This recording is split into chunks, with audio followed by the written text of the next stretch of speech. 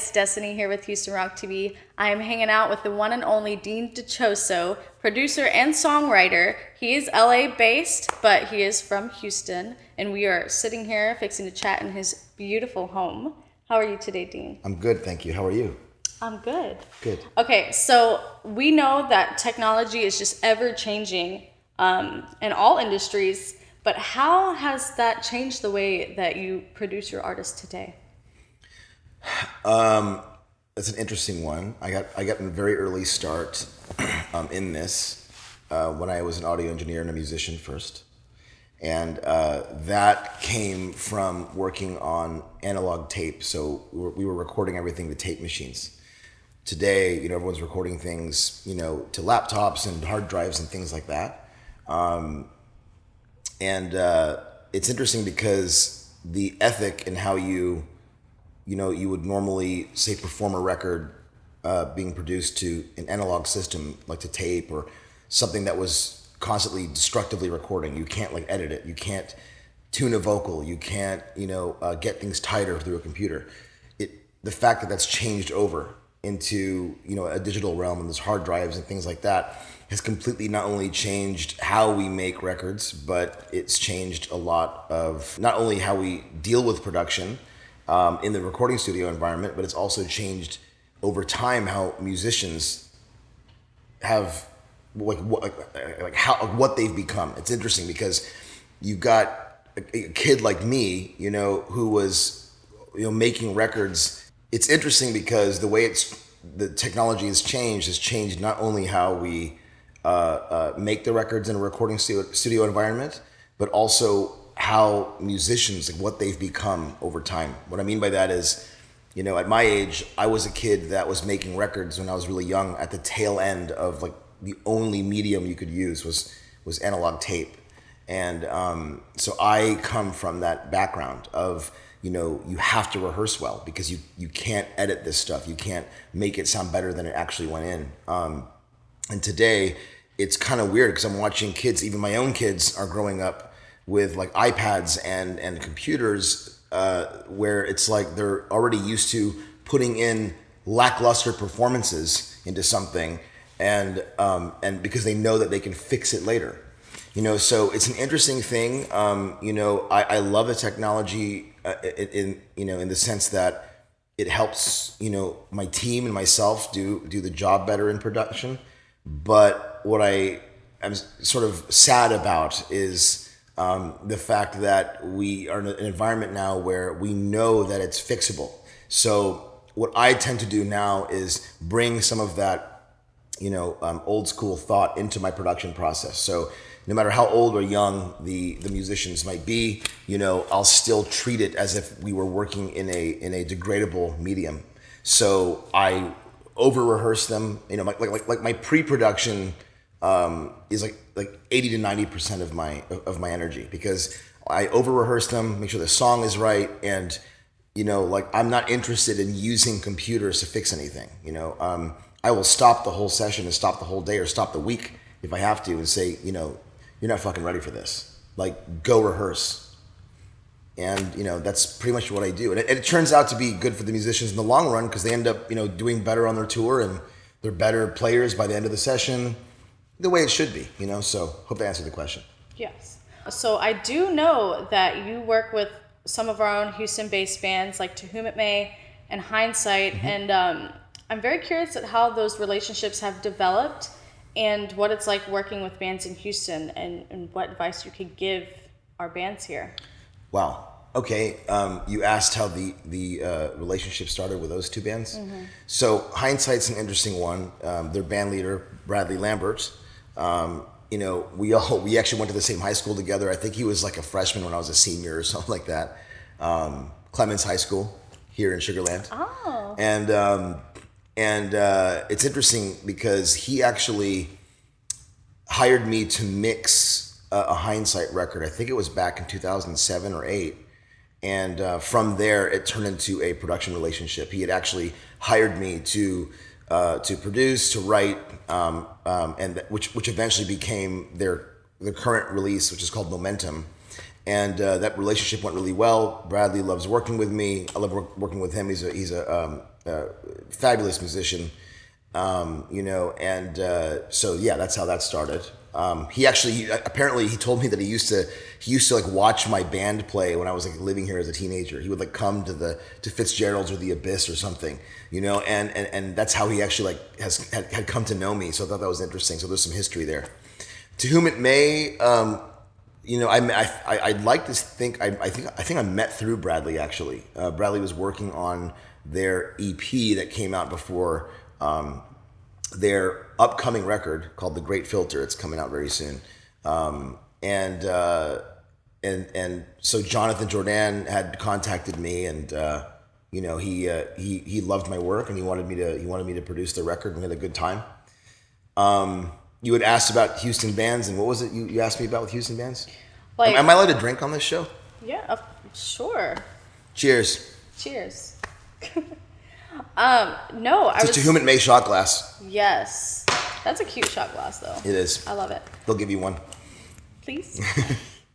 So, no, I was going to ask about what advice you would give these Houston bands about, working with people who are, good in the industry, like what it takes for these bands, I guess, to what they can prepare for to work with someone like you. Okay, well, I'm not that special, but I think I know what you're saying. I think it goes not just for a Houston band, right? We're basically talking about any sort of hometown hero act that is in a non-entertainment centered city, right? And it's so funny because we have like some of the coolest artists in the United States, like if not the coolest artists in the United States come from cities like this. Mm-hmm. Most of the time the talent is very unbridled. It's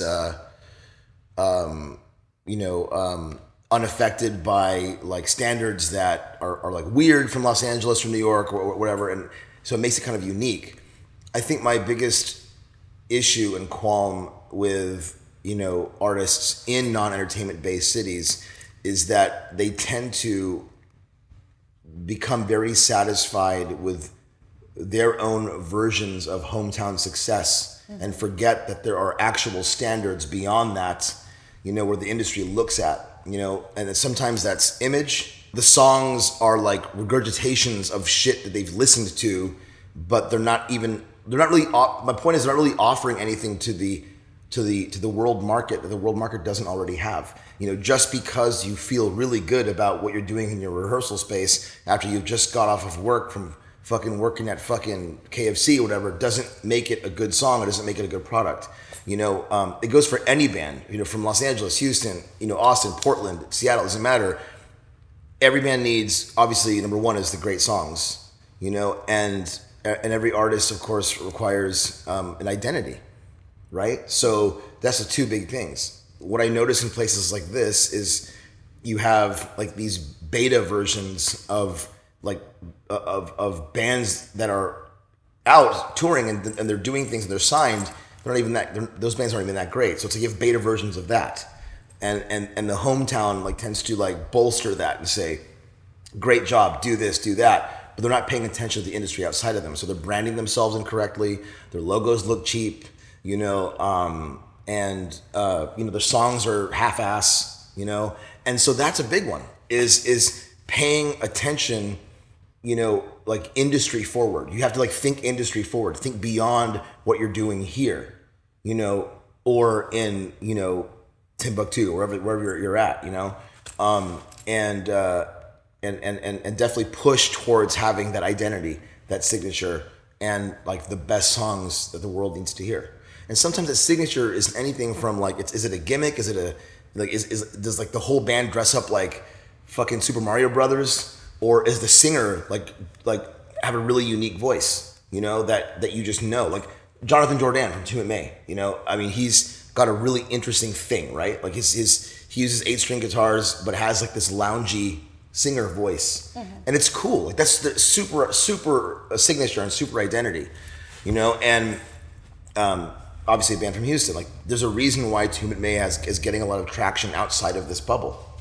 It's because of everything I just said. Cool songs, identity, not only in Jonathan's voice, but also in the progressive nature of the songs. Again, it's identity in songs. So that's the big one, because I guess to wrap that all up, it's like you basically just don't want to be proud of creating something super like lukewarm and half-ass. Yeah. You got to be careful about being comfortable in that. You've got to think industry forward all the time. You know, why does the world want this?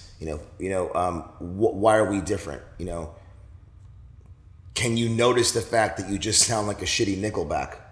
You know, and actually do something else with it, or a shitty Breaking Benjamin, or whatever. Like, you know, what are you, and can you push that out, and why does the world want it? Does that make sense? Yeah, it does. Yeah, to pay more attention to detail. Mm-hmm. You know what I mean? It's very important. Does that answer your question? That does. Okay. That completely answers my question. Good. So it's very popular at this day and age. A lot of bands, either they can't afford to go to any type of recording studio, or they just want to do it on their own because they think it's easier, or they think that they could do better. What is your opinion on bands doing home recording, buying their own equipment, and literally doing it in their house or in their rooms? And how does that affect the industry today, if it affects it? You know, I know that I'm going to get a lot of flack from recording studio owners for this.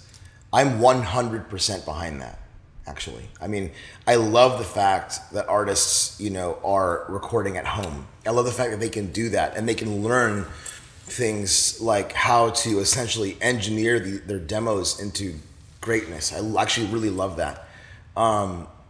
Because all that does is it allows them to have that moment where they can save money, and they can really, just to go back to that last question, they can really work on their craft that way. Mm-hmm. They can experiment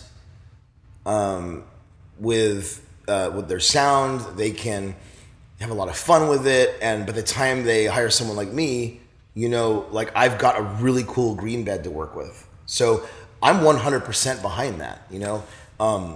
I need, you know, well, I mean, I own my own recording facilities, and I do love, you know, the ones that I use in Los Angeles, you know, but we definitely need those studios. But I'm sorry to say this, because I'm sure you've interviewed other people that own studios or engineers, but that business is going to shit. I mean, you know, when in Los Angeles, I built and operated 3 analog-based recording studios, and they were all private, so we had our own work, so we didn't really need to make it a public business. But I just noticed it's like, because of the home recording thing and everything else, yeah, I mean, it's definitely like it's killing that business, but it's garnering really cool artists, and that's what I love, because I'm not in the business of keeping a fucking studio open. Like, I don't care, really don't give a shit. Yeah. You know, like if you hired me tomorrow and you said, Dean, we can only record in my bathroom, every single instrument, I'd make you a fucking awesome record in that bathroom, mm-hmm. with maybe $200 worth of equipment. And we could do that and actually sell 1 million copies of it. I don't really give a fuck about, you know, studios staying open, all this. So I guess to answer your question, I 100% support artists doing that. You had asked me how it affected the industry.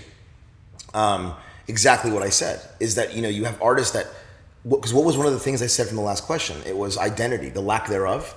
So the more an artist has a chance to do that, 2 things are happening with that artist. Number one, they're working on their identity, and they're doing so not under the scrutiny of a label or someone like me who's like yelling at them all day. And secondly, it allows them to present something the way that they really wanted to present it. So it's just, again, it's identity, and it allows them to work on their songs and have them critiqued, you know, by someone like me. I mean, sometimes in my pre-production process, you know, a lot of these artists will actually bring stuff they've done at home. And I love that, because then I'll say, hey, you know, like this pre-chorus is really weak, or you don't even need it. You know, like get from that verse to this chorus, or, you know, I love the music in the chorus, but the vocal melody can lift more, or it can, you know, be more cinematic or something, you know, and then I can go, don't spend your money on me hourly, or like on my rate or whatever. Go do that and come back to me and let me hear it. I can, and I'll do that a lot of times, you know, in pre-production. All that does is the way it affects the whole process is it makes a way fucking cooler record, and it makes a more satisfied artist. You know? Well, yeah, too, because I mean, you're essentially taking from what they like, and you're just kind of adding your touch to it, mixed in with what they're pleased with, I guess. It can go that way, and sometimes it goes a whole different way. Sometimes they're like, this is what we think we should be doing, and I'll say, okay, well, I completely disagree with that, and we'll take you this direction, but which is a good thing in the end, because now we really knew, like, they've done everything they could to go a certain way, and then I'll present something to them and say, look, let's do a demo of this song this way and see what you think. And now we have two different things to look at. We can make a really good decision as to what the signature of that product is going to be. And they might like it better than what they thought. They usually do. Yeah. They usually do. Yeah. So if there's a band that's fixing to go and present their talent to like what would being like a once in a lifetime chance for a really good record label or a very important person in the industry, what advice would you give them on preparing for that moment of their lives and preparing for the possible entrance of going into the industry? The era of, get your music out to an A&R guy from Sony is over. That's not something that we do anymore. I mean, you can, if you were like an A&R person working for, say, like Hollywood Records under Disney, I mean, I saw you had an iPhone, right? That alone, you can discover any artist you want at any given moment. Mm-hmm. Yep. So at the end of the day, you're asking, how do we tell them to prepare for this moment where they present? Well, guess what, dude? It's fucking happening every single time. For every single second, you've just put something on the internet, on popular media avenues. Mm-hmm. May it be Facebook, used to be MySpace, actually, Bandcamp, Spotify. It's like the minute that you've done that, you're already presenting. Yeah. Because the new label, essentially, the new model is there's constantly people like myself that, will,